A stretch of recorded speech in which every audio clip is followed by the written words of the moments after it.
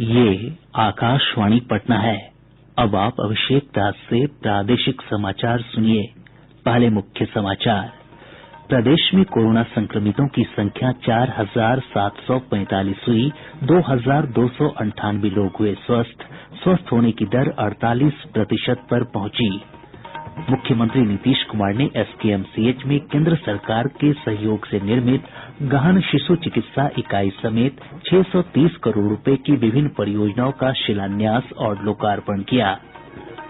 भाजपा के वरिष्ठ नेता और केंद्रीय गृह मंत्री अमित शाह कल डिजिटल माध्यम से बिहार जन संवाद कार्यक्रम के तहत प्रदेश के लोगों को संबोधित करेंगे।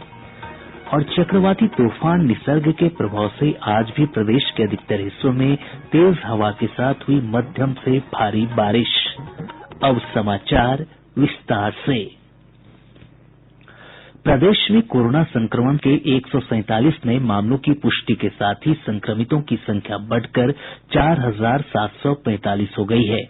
आज सबसे अधिक 19 मामले पूर्वी चंपारण से सामने आये हैं। सुपौल से 17, मधुबनी से 16, पूर्णिया से 15 और समस्तीपुर तथा सारण से 10-10 मामले पॉजिटिव पाये गये हैं। भागलपुर से 9, किशनगंज से 8, सिवान से 7, वैशाली और दरभंगा से 5-5 तथा अररिया, भोजपुर और कैमूर जिले से 4-4 मामले सामने आये हैं।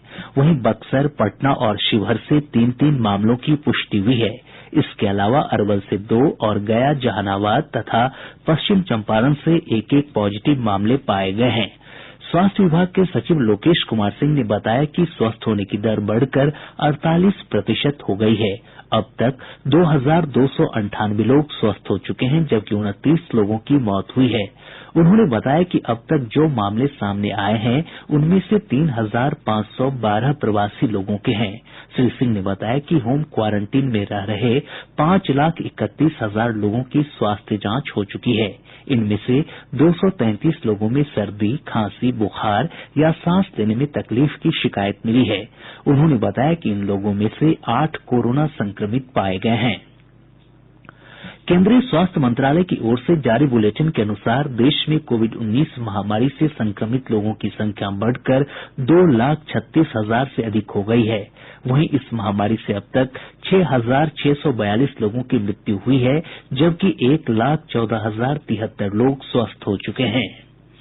नई दिल्ली स्थित अखिल भारतीय आयुर्विज्ञान संस्थान एम्स के जरा रोग विभाग के अध्यक्ष डॉक्टर ए.बी. डे ने कहा है कि कोविड-19 जैसी महामारियों का वरिष्ठ नागरिकों पर बुरा असर पड़ सकता है, इसलिए उन्हें घर में रहने, मास्क पहनने और बार-बार हाथ धोने जैसी सावधानियां बरतनी चाहिए। कोविड-19 से बुजुर्गों को ज्यादा खतरा महसूस हो रहा है, इसलिए जरूरी है कि आप घर में रहें, अपना हाथ बार बार धोते रहें, मास्क का इस्तेमाल करें। जिन लोगों को बीमारी है, जो लगता है आपको कि उनको कोविड हो सकता है, उनसे दूर रहें। अपने दवाइयां खाते रहें जो आप पहले ले रहे थे। खाने में जो आप रोज खाते हैं वही खाएं और दिन भर कुछ ना कुछ करते रहें, मोबाइल रहें, चलते फिरते रहें, बिल्कुल पेड़ पाउंड ना हो जाएं, घर में रहें, ये दौर भी गुजर जाएगा।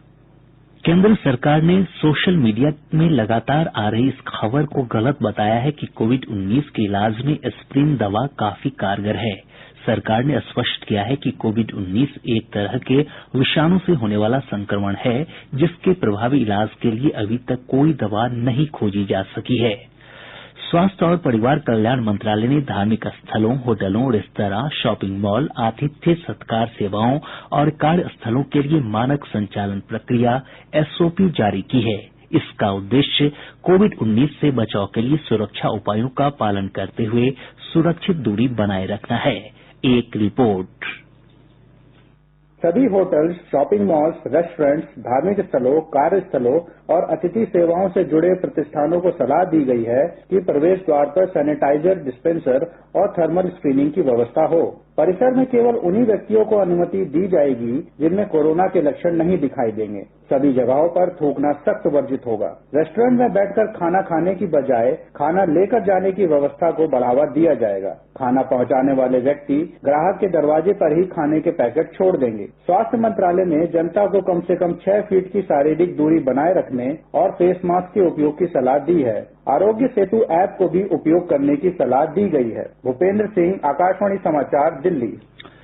मुख्यमंत्री नीतीश कुमार ने राज्य में स्वास्थ्य सुविधाओं के विस्तार की आवश्यकता जताई है। श्री कुमार आज पटना से वीडियो कॉन्फ्रेंस के माध्यम से स्वास्थ्य विभाग की 630 करोड़ रुपए से अधिक की विभिन्न परियोजनाओं के शिलान्यास और लोकार्पण समारोह को संबोधित कर रहे थे। उन्होंने कहा कि सरकारी अस्पतालों पर लोगों का भरोसा बढ़ा है। श्री कुमार ने मुजफ्फरपुर के एसकेएमसीएच में एईएस के बेहतर इलाज के लिए केंद्र की सहायता से बने बाल गहन चिकित्सा यूनिट और इंसेफ्लाइटिस वार्ड का उद्घाटन किया। साथ ही मुख्यमंत्री ने मधुबनी के झंझारपुर में प्रस्तावित राजकीय चिकित्सा महाविद्यालय और अस्पताल के भवन निर्माण कार्य तथा मुजफ्फरपुर के एसकेएमसीएच के भवन के उन्नयन कार्य का भी शिलान्यास किया। इस अवसर पर उप मुख्यमंत्री सुशील कुमार मोदी, स्वास्थ्य मंत्री मंगल पांडेय समेत अनेक गणमान्य लोग उपस्थित थे। भाजपा के वरिष्ठ नेता और केंद्रीय गृह मंत्री अमित शाह कल डिजिटल माध्यम से बिहार जन संवाद कार्यक्रम के तहत प्रदेश के लोगों को संबोधित करेंगे। इसके लिए पार्टी की ओर से व्यापक तैयारी की जा रही है और 200 स्थानों पर टीवी और एलईडी स्क्रीन लगाए जा रहे हैं। पार्टी के प्रदेश प्रभारी भूपेंद्र यादव ने कहा कि श्री शाह पार्टी कार्यकर्ताओं को केंद्र सरकार की कल्याणकारी योजनाओं और पार्टी की नीतियों से अवगत कराएंगे।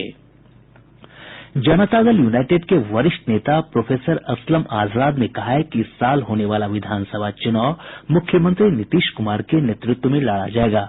प्रोफेसर आजाद ने कहा कि नीतीश सरकार ने प्रवासी मजदूरों के लिए कई कल्याणकारी कदम उठाए हैं।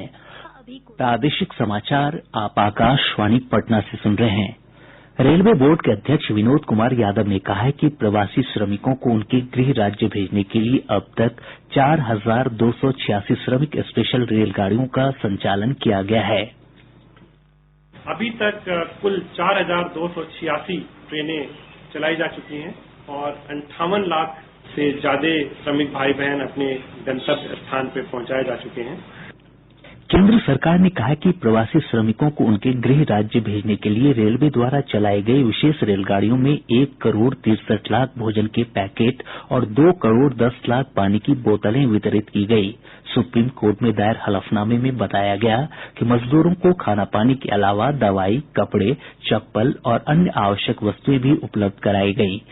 साथ ही पैदल चल रहे लोगों को राष्ट्रीय राजमार्ग प्राधिकरण की मदद से उनके घर तक पहुंचाया गया। हलफनामे में यह भी कहा गया है कि राज्य सरकारों द्वारा भी प्रवासी श्रमिकों के लिए भोजन, पानी और रहने की व्यवस्था की गई। गौरतलब है कि सुप्रीम कोर्ट में प्रवासी मजदूरों के मुद्दों पर कल भी सुनवाई हुई थी, जिसमें न्यायालय ने मजदूरों को 16 जून तक उनके गृह जिले पहुंचाने का निर्देश दिया था।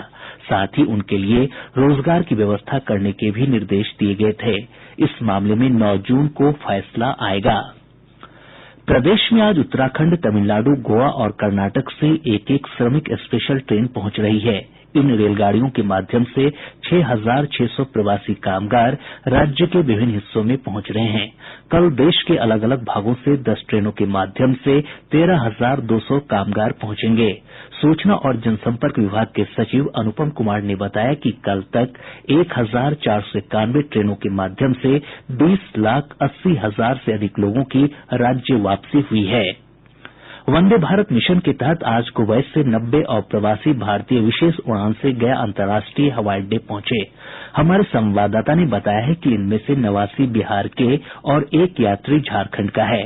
बिहार के लोगों को प्रारंभिक स्वास्थ्य जांच के बाद बोधगया स्थित क्वारेंटीन केंद्र भेज दिया गया है, जबकि झारखंड के यात्री को विशेष वाहन से गृह राज्य रवाना किया गया।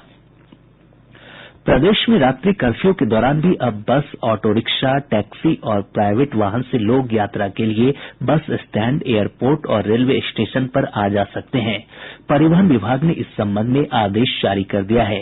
इस दौरान यात्रा करने वाले व्यक्तियों के पास परिचय पत्र और टिकट होना अनिवार्य होगा। गौरतलब है कि लॉकडाउन के 5वें चरण में 30 जून तक रात्रि 9 बजे से सुबह 5 बजे तक आम वाहनों की आवाजाही पर रोक है। शिक्षा विभाग प्रवासी कामगारों के बच्चों का स्कूलों में नामांकन करवाएगा। इसके लिए 28,000 टोला सेवकों की मदद ली जाएगी। विभाग ने कहा है कि प्रवासी कामगारों के बच्चों का सरकारी स्कूलों में नामांकन बिना किसी कागजात के होगा। हज कमेटी ऑफ इंडिया ने कहा है कि जो लोग इस बार हज यात्रा पर नहीं जाना चाहते हैं, उन्हें पूरी जमा राशि वापस की जाएगी। कमेटी ने यह भी कहा है कि अभी तक सऊदी अरब के द्वारा हज यात्रा को रद्द किए जाने की कोई सूचना नहीं दी गई है। पश्चिम चंपारण जिले के धनहा थाना में कोरोना पॉजिटिव पिता पुत्र पर गांव में संक्रमण फैलाने के आरोप में प्राथमिकी दर्ज कराई गई है। रिपोर्ट पॉजिटिव आने के बाद दोनों क्वारंटीन केंद्र छोड़कर अपने घर आ गए थे, जिसके बाद प्रशासन ने ये कार्रवाई की है। अरवल जिले में कोरोना वायरस के प्रति आम लोगों को जागरूक करने के लिए सभी प्रखंडों में एक एक प्रचार रथ को रवाना किया गया। कोविड-19 के बढ़ रहे मामले को देखते हुए शेखपुरा व्यवहार न्यायालय परिसर में आम लोगों के प्रवेश पर रोक लगा दी गई है। न्यायालय परिसर में वही लोग प्रवेश कर सकेंगे जिनके पास वैध पास होगा। प्रदेश में 1 जून के बाद लॉकडाउन उल्लंघन के मामले में अब तक 15 लोगों को गिरफ्तार किया गया है, जबकि 11 प्राथमिकियां दर्ज की गई हैं। पुलिस मुख्यालय से प्राप्त जानकारी के अनुसार 4,878 वाहन जब्त किए गए हैं, जबकि 1 करोड़ 38 लाख रुपए से अधिक की राशि जुर्माने के रूप में वसूली गई है। मुख्यमंत्री नीतीश कुमार ने आज बिहार सरकार की नई कॉमन इंटीग्रेटेड वेबसाइट का लोकार्पण किया। इस वेबसाइट का पता है state.bihar.gov.in। नई वेबसाइट पर सभी विभागों की सूचनाओं को एक साथ देखा जा सकता है। उत्तर प्रदेश के प्रतापगढ़ के पास सड़क दुर्घटना में मारे गए अरवल के कोयरी अम्बाड़ा गांव के 4 मजदूरों के निकटतम आश्रितों को राज्य सरकार द्वारा 4-4 लाख रुपए अनुग्रह अनुदान की राशि उपलब्ध करा दी गई है। गौरतलब है कि राजस्थान से लौटने के क्रम में इन सभी की सड़क हादसे में मौत हो गई थी। चक्रवाती तूफान निसर्ग के प्रभाव से आज भी प्रदेश के अधिकतर हिस्सों में तेज हवा के साथ मध्यम से भारी बारिश हुई है। मौसम विभाग के अनुसार सबसे अधिक अररिया के फारबिसगंज में लगभग 122 मिलीमीटर बारिश दर्ज की गई। दरभंगा में 78.6, पूर्णिया में 38.6, पटना में 23.7, सबौर में 19 और सुपौल में 17 मिलीमीटर बारिश रिकॉर्ड की गई। मौसम विभाग के अनुसार अरब सागर में उठा तूफान समाप्त हो गया है, लेकिन उससे बने कम दबाव के क्षेत्र के कारण अगले 24 घंटों के दौरान राज्य के कुछ हिस्सों में बारिश की संभावना बनी हुई है। मुजफ्फरपुर जिले के तुर्की चौकी क्षेत्र से पुलिस ने 1 करोड़ रुपए से अधिक मूल्य की शराब बरामद की है। मौके से 5 तस्करों को गिरफ्तार किया गया है। पूर्वी चंपारण जिले के मोतिहारी केंद्रीय कारा में बंद 2 कैदी की आज इलाज के दौरान अस्पताल में मौत हो गई। मुजफ्फरपुर जिले के सकरा थाना क्षेत्र में ट्रेन की चपेट में आने से 3 महिलाओं की मौत हो गई। नवादा के वारिसलीगंज थाना क्षेत्र अंतर्गत बाघी गांव से पुलिस ने 8 साइबर अपराधियों को गिरफ्तार किया है। इनके पास से कई जाली कागजात और सिम बरामद किए गए। खगड़िया जिले के नगर थाना क्षेत्र अंतर्गत बलुआही चौक के पास अपराधियों ने एक व्यक्ति से हथियार के बल पर 4 लाख रुपए लूट लिए। वहीं जिले के चित्रगुप्त थाना क्षेत्र के ओवरब्रिज के पास अपराधियों ने एक महिला से 2,90,000 रुपए लूट लिए। जमुई जिले के सोनो थाना क्षेत्र के सोनो चौक के पास से अपराधियों ने एक युवक का अपहरण कर उसकी हत्या कर दी। घटना से आक्रोशित लोगों ने जमुई देवघर मुख्य मार्ग को जाम कर प्रदर्शन किया।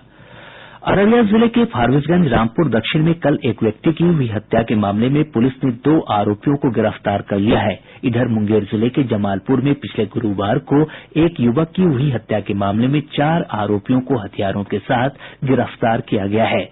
बेगूसराय जिले के बलिया नगर पंचायत के मुख्य मार्ग पर जल जमाव की समस्या को लेकर लोगों ने सड़क जाम कर प्रदर्शन किया। भागलपुर जिले में पुलिस द्वारा अपराधियों के विरुद्ध चलाए गए विशेष अभियान के तहत 29 अपराधियों को गिरफ्तार किया गया है। और अब अंत में मुख्य समाचार एक बार फिर। प्रदेश में कोरोना संक्रमितों की संख्या 4,745 हुई। 2,298 लोग हुए स्वस्थ होने की दर 48% पर पहुंची। मुख्यमंत्री नीतीश कुमार ने एसकेएमसीएच में केंद्र सरकार के सहयोग से निर्मित गहन शिशु चिकित्सा इकाई समेत 630 करोड़ रुपए की विभिन्न परियोजनाओं का शिलान्यास और लोकार्पण किया। भाजपा के वरिष्ठ नेता और केंद्रीय गृह मंत्री अमित शाह कल डिजिटल माध्यम से बिहार जन संवाद कार्यक्रम के तहत प्रदेश के लोगों को संबोधित करेंगे। और चक्रवाती तूफान निसर्ग के प्रभाव से आज भी प्रदेश के अधिकतर हिस्सों में तेज हवा के साथ हुई मध्यम से भारी बारिश। इसके साथ ही आकाशवाणी पटना से प्रसारित प्रादेशिक समाचार का ये अंक समाप्त हुआ। घर में रहिए, सुरक्षित रहिए और सुनते रहिए आकाशवाणी।